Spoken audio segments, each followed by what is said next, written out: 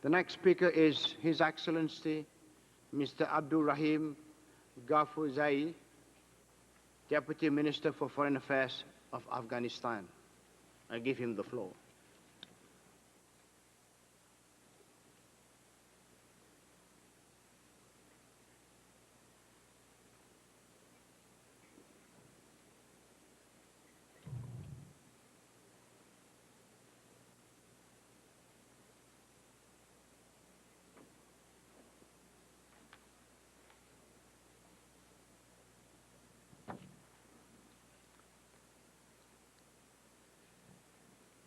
In the name of God, most gracious, most merciful. Mr. President, at the outset, allow me to express my delegation's felicitations upon Your Excellency's election to the High Chair of the President of the 51st UN General Assembly session. Mr. President, Excellencies, ladies and gentlemen, the Afghan trauma imposed by others and endured by the Afghans continues to have disturbing consequences on our nation. For the world, it may be just another trouble spot, but for Afghans, it means agony, pain, loss, psychological trauma, an unknown future. We must not forget there is still hope. It is the international connection between me and you, and through you to your countrymen. The United Nations was built on this dream, and today, that connection is once again being made the 51st connection.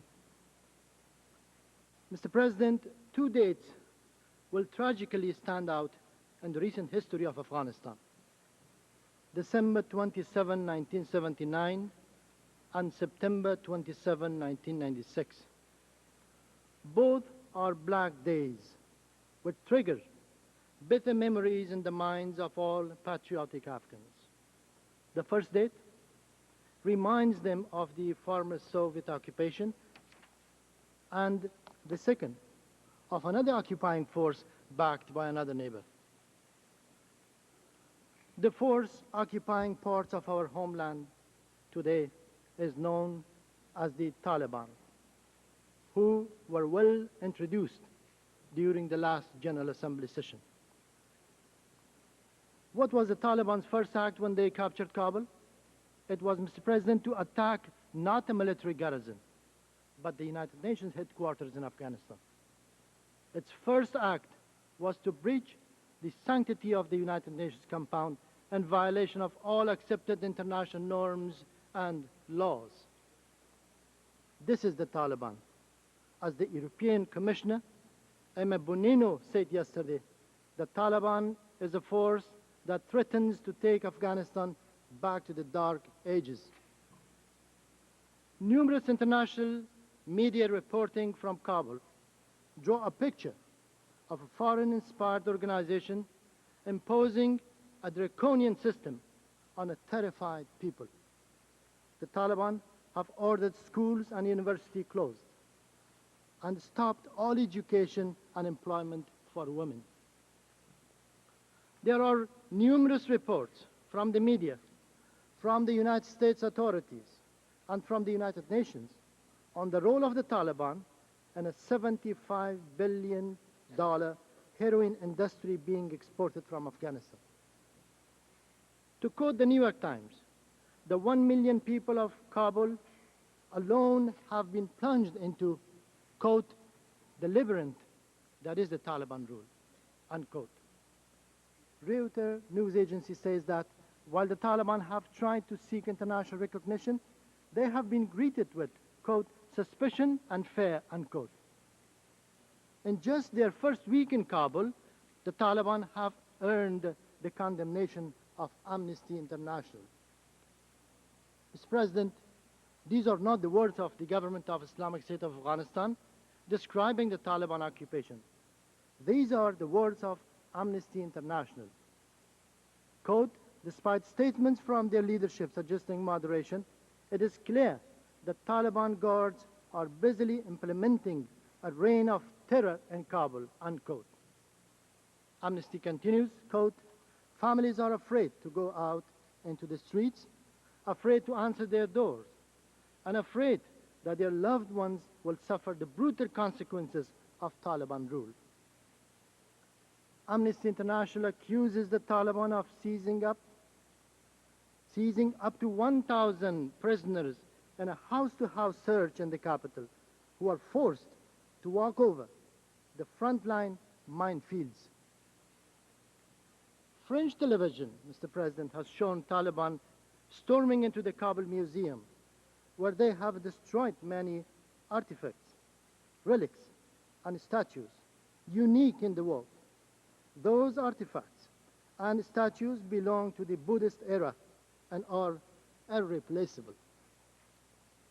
We speak about the Taliban, overwhelmed by foreign fomented hatred, mandated by foreign crafted agenda, and committed to the annihilation of political, socio-economic fabrics of Afghanistan, whose showdown after terror in Kabul breaks any record ever set. In short, the Taliban are mercenaries, an illegal and illegitimate force that has been imposed on the Afghan people.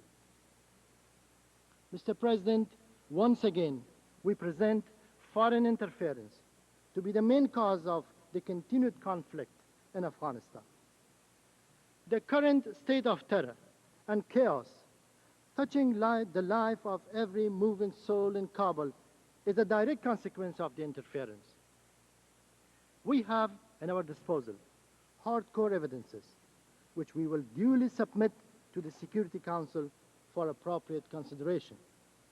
What could be best prove foreign interference other than the existence of foreign militias, including some officers recently captured in the battlefields by the armed forces of the Islamic State of Afghanistan?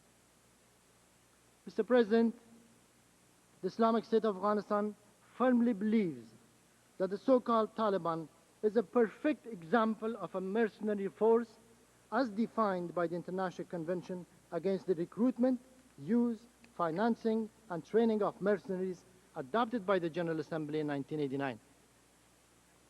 While we are not denying the existence among the Taliban of Afghan youth who were raised across the border and attended religious schools there, but it cannot be stated too strongly that the main core of Taliban military staff is constituted of officers and militia forces from beyond our borders and paid by military industrial magnates trying to overthrow the Islamic State of Afghanistan.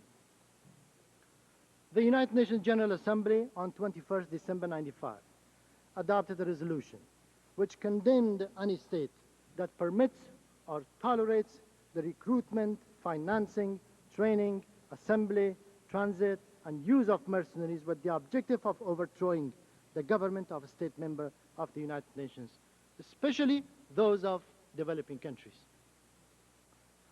The United Nations Charter in different articles urges all members to develop friendly relations among themselves and to refrain in their international relations from threat or use of force against the territorial integrity or political independence of any state.